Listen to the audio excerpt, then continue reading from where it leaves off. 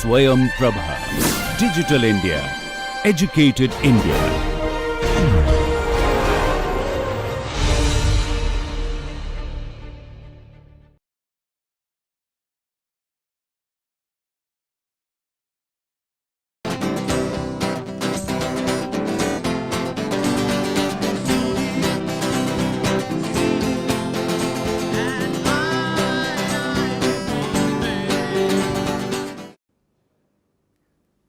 Hello, welcome everyone. Today we will continue discussing on those carbon-carbon bond formation reactions. As we were discussing, these are truly the greatest discovery of the organometallic chemistry. It has revolutionized the way the carbon-carbon bond can be formed. Since carbon-carbon bond is fundamental or the backbone of organic compounds, to be able to synthesize these carbon-carbon bond in a controlled fashion is of paramount importance. We have named those reactions, we have seen those named reactions mainly based on the reagent that is used. The same carbon-carbon bond formation reactions are named differently. For example, as we have seen in the last class, if aryl halide, usually aryl halide is the one coupling partner, aryl halide such as aryl bromide, chloride, iodide or even aryl diazonium salt, aryl OTF, mesylate, nonaflate or whatever it is, if your electrophile is aryl halide, keeping that as constant, if we have the other partner, so to speak, the transmetalliting reagent is differing, then the name reaction will appear, various name reaction will appear. For example, if the transmetalliting agent is aryl boronic acid or any boron partner, then that reaction is called the Suzuki reaction. If it is a Steen reagent, of course, aryl halide is constant, that reaction is called Stille coupling. If it is zinc reagent that is used for transmetallation, that will be called Nigisi reaction. If we do have silicon as a transmetallating reagent, organosilicon reagent is used, that reaction will be called the Hiyama reaction. If it is lithium or magnesium reagent is used, then those reaction will be called Kumada reaction, okay, or Kumada coupling reaction.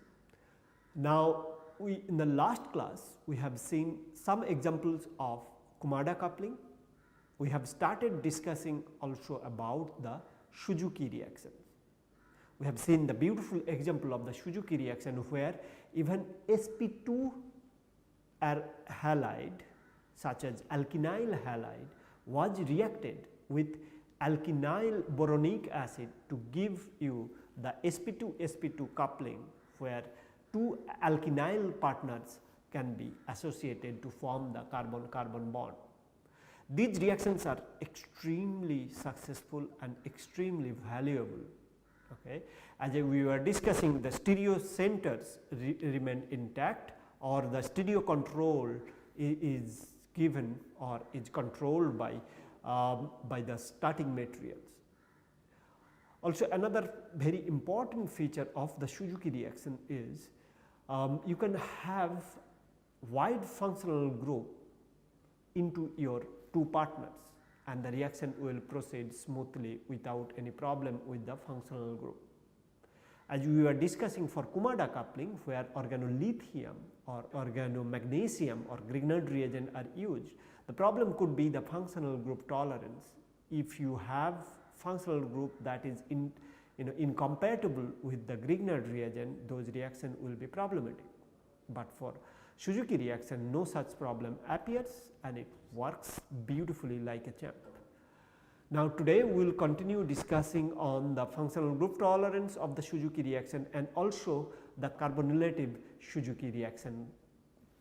Let us first discuss one functional group tolerance, where we will see in presence of acidic functional group how Suzuki reaction is working beautifully. Okay.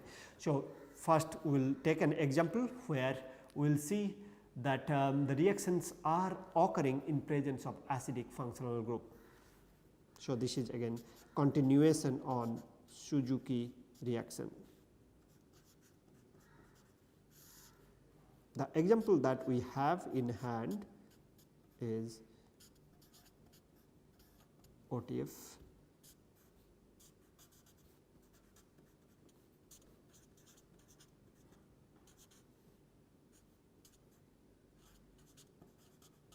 These are acidic, of course. Now, if you want to react with aryl boronic acid, the aryl group can be also having different functional group in presence of palladium tetrakish.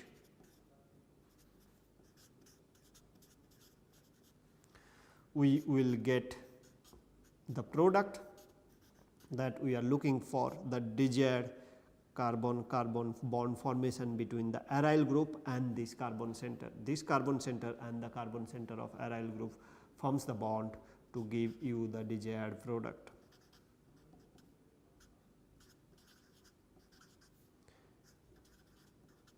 And the yield for these reactions are usually very high, 74% to 94%, and no racemization. That is very important because you have a stereo center at this site, we do not get any racemization. So, that is a very beautiful thing, one should be very proud of that from the Suzuki reaction.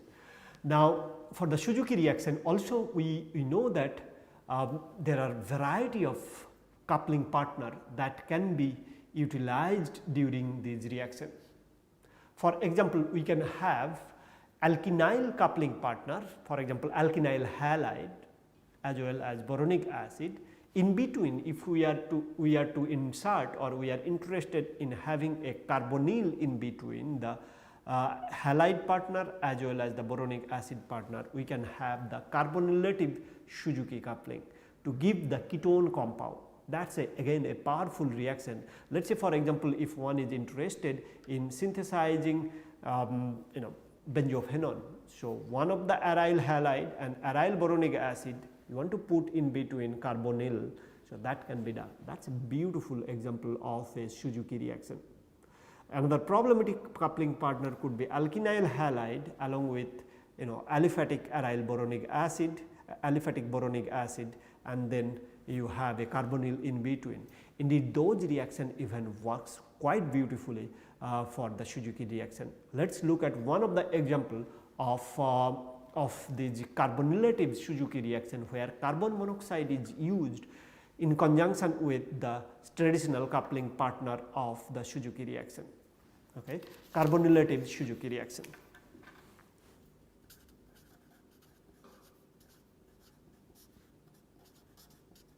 Carbonylative coupling. Okay. Now, what we have in hand is an alkyl halide such as this one, and we have an aliphatic coupling partner. Again, these are usually traditionally difficult coupling partner because in sp3 carbon center is there, and you can get a predominantly other side product that might be happening in these cases. But palladium PPH3 4, that is palladium tetrakish, usually referred as in presence of potassium phosphate as a base. We do not need stronger base, potassium phosphate is good enough. We do see that your carbonyl group is getting incorporated. So, this carbonyl group is the same over here and it is getting incorporated. Overall, you can synthesize this octyl boron reagent starting from HBr2 and reacting with your olefin reagent, corresponding olefin reagent. Okay. Now, if you look at carefully, what we have seen right now is a alkynyl coupling partner and alkynyl halide, that is a very challenging coupling partner, along with alkyl boronic acid reagent or boron reagent, alkyl boron reagent. These two partners put together in between carbon monoxide is placed. Well, that is a very reliable way to synthesize any ketone compound. You can have diaryl ketone, you can have dialkyl ketone, you can have alkenyl alkyl ketone. These are very, very interesting compound, and specifically if you are looking to synthesize a bigger molecule which has ketone in it. Of course, there are plenty of natural product with ketone moiety and plenty of pharmaceutical, industrial applicable molecule, industrially important molecule that has ketone unit in the molecule, and these compounds can potentially be synthesized for corresponding coupling partner for the Suzuki reaction. So, that is actually giving us a lot of control into the ketone formation. Let us look at the mechanism briefly. Of course, it is a simple mechanism, but let us look at anyway. That will give us a good feeling that how this reaction will be proceeding. Okay. So, it occurs via a palladium iodo and alkenyl unit. Of course, you have reacted CO. What you get over first is CO coordination with the palladium, and eventually you will get palladium iodo with a CO in there, from wherein you will get transmetallation and reductive elimination to give you the product. Okay. And this is nearly 90% yield. So, what we have seen that alkenyl halide will undergo oxidative addition to give the palladium iodo and alkenyl unit. Now, carbon monoxide will then come and interact with metal center to give the metal carbonyl bound alkenyl iodo compound. From there on, carbon monoxide will insert in between the palladium carbon bond of the alkenyl unit to give the acyl type of intermediate. So, alkenyl CO palladium intermediate, and iodo is of course attached to it palladium. Subsequently, what will happen, as you know, transmetallation from the boronate or aryl boron partner or alkyl boron in this case will come. Transmetallation in presence of a base will happen to give rise to the intermediate, from which reductive elimination will give the desired product, and as you have seen, the yield for these reactions are quite good. So, essentially what we have seen so far, that Suzuki reaction is quite versatile. It can tolerate various functional groups, it can even tolerate an enantiomer, or stereocenter can be retained during the process. We have seen also the also not only the stereocenter, also the geometry, stereo control you can have if you are starting with a trans olefin or trans alkenyl halide, you will end up with the same compound or without changing the geometry at the coupling partner. So, as you have seen, two alkenyl halide, one alkenyl halide and another alkenyl boron reagent, giving you the control completely with respect to the reagent during the reaction, no racemization or isomerization of the partners or substituent is happening during the Suzuki reaction. And most importantly, any reaction that you can think of, anywhere any carbon-carbon center is there, you can split it into half, and one side could be halide, the other side could be the boron reagent. And if you want to put a palladium, for example, simple palladium tetrakis most often work. If you want to put them together, you can get it done in presence of a base under very mild condition and a standard organic solvent. You can usually get the product quite efficiently. This demonstrates the efficiency and the ease of the formation of the desired carbon-carbon product that one may be interested in. The problem with the Kumada coupling was the functional group intolerant. Kumada coupling is functional group intolerant because it is dealing with organolithium and your Grignard reagent. No such problem happens for this Suzuki reaction. In all these cases, usually we are using a compound or using a palladium compound which is in palladium 2+ oxidation state, but we are not interested in palladium in 2+ oxidation state. For the catalysis, we need palladium 0. So, one way or the other, usually by the help of or by taking the help from the starting material. For example, in the first case we have seen organolithium reagent or Grignard reagent will help form the palladium 0 from palladium 2, and that palladium 0 in situ form will go on with the catalytic cycle to give you the oxidative addition, transmetallation and reductive elimination. So, once again, although we are using palladium 2 as the starting material, we need to have palladium 0 formation during the process, otherwise catalytic cycle will not go on. Usually for these standard carbon-carbon coupling reaction or carbon-carbon bond formation reaction, we have the starting material helping us out for palladium 0 formation. Then again the question, simple question is, why don't we use the palladium 0 directly from the market? Indeed, there are plenty of palladium 0 source that is available. The problem of those palladium 0 source which are commercially available is, in order to stabilize palladium 0, they need to have a ligand associated with palladium. Now, for your desired carbon coupling reaction, you need another palladium ligand complex, not the ligand that comes from the market. So, you need your desired phosphine ligand for example to be associated with the Suzuki reaction or Kumada reaction. Now, that ligand, that special ligand of yours for your desired reaction may compete with the market available palladium 0 ligand. Now, since that there is a competition, because the ligand has to be good in order to stabilize palladium 0 from the market. Now, your desired ligand and the ligand from the market for palladium 0 competes. So, your overall desired catalytic cycle can be problematic. Therefore, it is desirable that you start with palladium 2. Okay. Now, let us move on. Of course, we will come back with some more example in later classes for Suzuki reactions and the application of these, as we also have discussed that aryl halide coupling partner or the oxidative addition also is dependent on the type of substituent we have in the electrophile.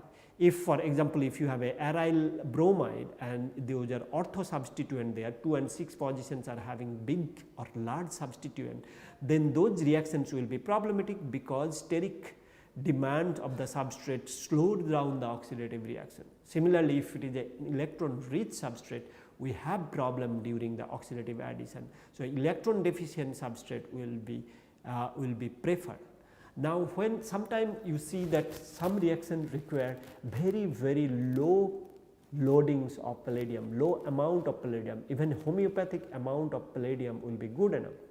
Well, then you have to see whether it is really the catalyst control or the substrate control. If the substrate combination is the easier one, where your, let us say, aryl halide is electron deficient as well as the other partner is also electron deficient, and therefore reductive elimination is also faster as well as oxidative addition is also faster, those are not really the right reaction to compare, because those are supposed to give you a very good turnover number.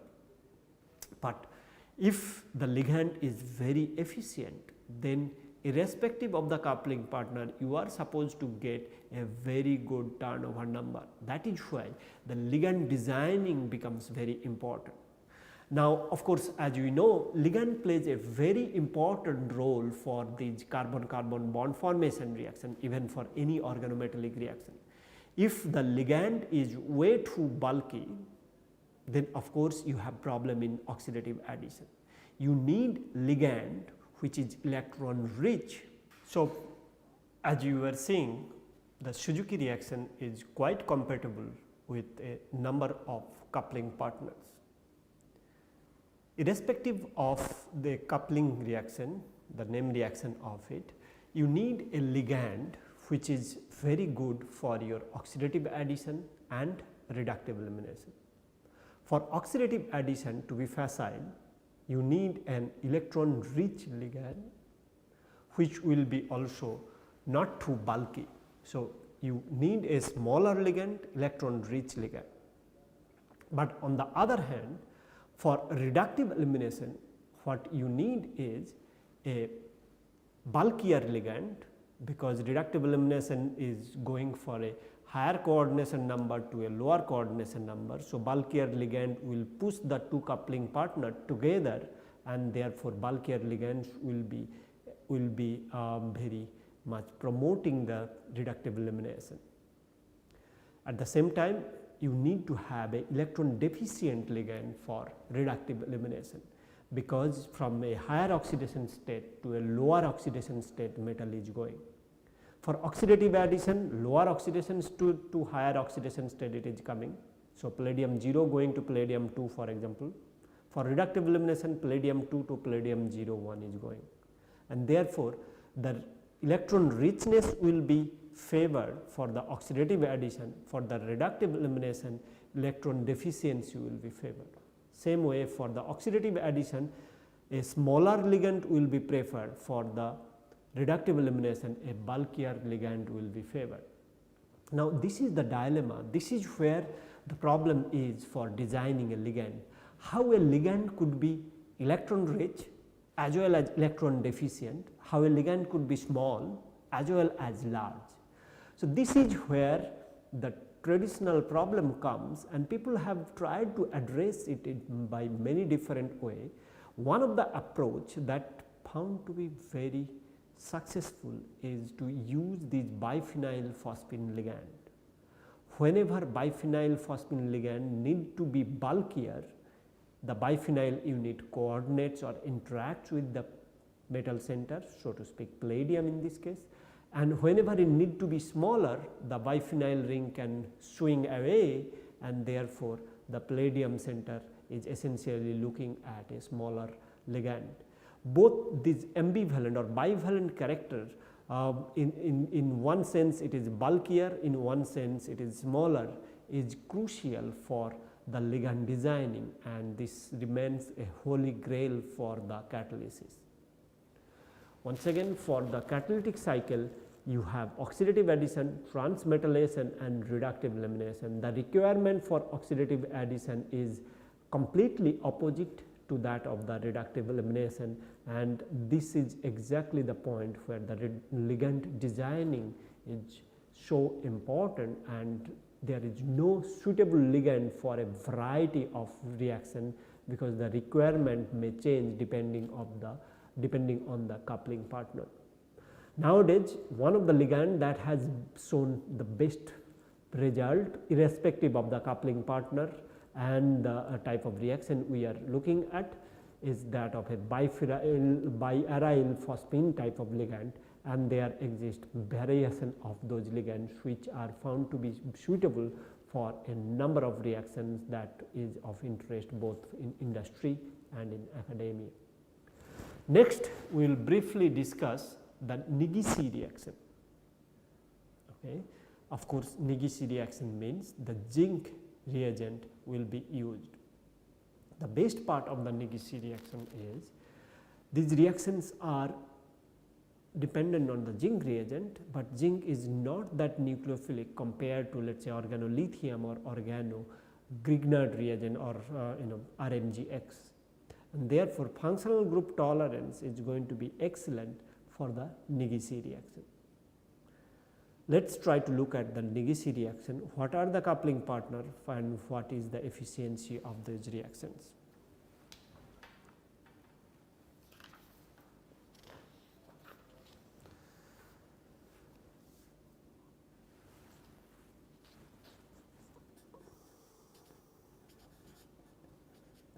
Nigisi reaction. We have Rx and R prime Zn(x) that will give you catalytic in presence of palladium 0 to give you R and R prime. As we said, these are good functional group tolerance.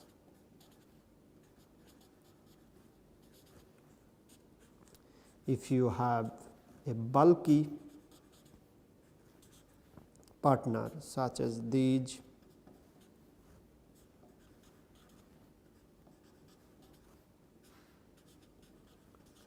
and you can get the desired product in presence of palladium 0 catalytic amount and this methyl reagent.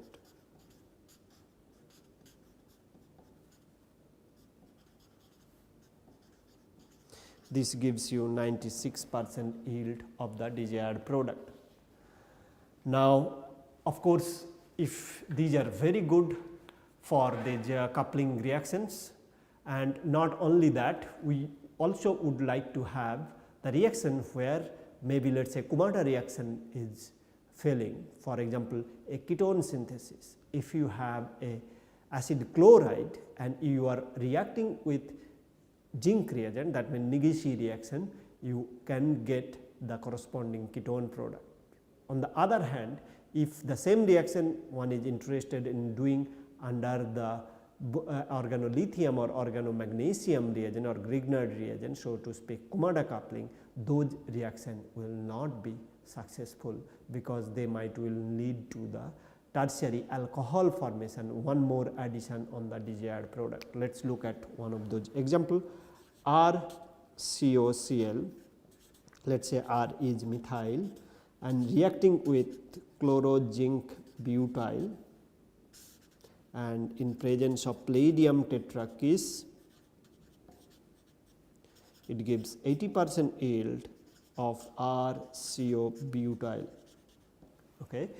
So, this particular reagent where a ketone is formed starting from acid chloride and the organozinc reagent is going to be successful and can give good yield, but the same reaction will not be successful for the Kumada coupling reaction. Now, this demonstrates the functional group tolerance of Nigisi reaction. Zinc, aryl zinc or organozinc reagent is used once again for Nigisi reaction. One can have plenty of reaction or any reaction of their choice if they are ready to use this zinc reagent, and functional group tolerance is is uncomparable. It is almost every functional group can be tolerated under the reaction condition. Reaction conditions are usually mild and therefore, desired product can be formed very easily. So far we have seen Kumada coupling, Suzuki coupling and Nigisi coupling. In the next class, we will briefly discuss the Stille reaction, the good things and the bad thing, pros and cons of Stille reaction, and then also we would like to discuss what happens when alkyl halide were used, why alkyl halides are very tough problem in the carbon-carbon bond formation reaction. All these issues can be solved by suitably designed ligand, because ligand play the most crucial role during these processes. With those discussions, we will be coming in the next class of those carbon-carbon bond formation reactions. It is also most important for all of us to appreciate and understand the value ligand holds for these coupling reactions. Ligand is most crucial to cut down the cost, although ligand itself can be little expensive, but compared to other things that is involved in the process, even the ligand is expensive. If we can cut down the palladium, because palladium loading is most important to cut down, because if during the processes, let us say for a medicinal chemistry purpose, if you are using huge amount of palladium, irrespectively during the product formation some tiny amount ppm level of palladium will be left during the processing, even after running column and washing and every other processing you would like to do. ppm level palladium may still left behind, which will not be desirable if it is a drug molecule. No drug approval will be possible if decent amount of palladium is left. So, therefore, a desired reaction can be only considered industrially viable, medicinally viable if it requires very little amount of metal, for example, palladiums in particular. So, loading, catalyst loading decreasing to a certain level is essential for employing the reaction for industrial as well as medicinal purposes. We will discuss more on those issues in the next class. Till then, let us look at the Negishi reaction. Let us read more example of the Negishi reaction, also the pros and cons of each of these coupling reaction. See you in the next class. Keep reading.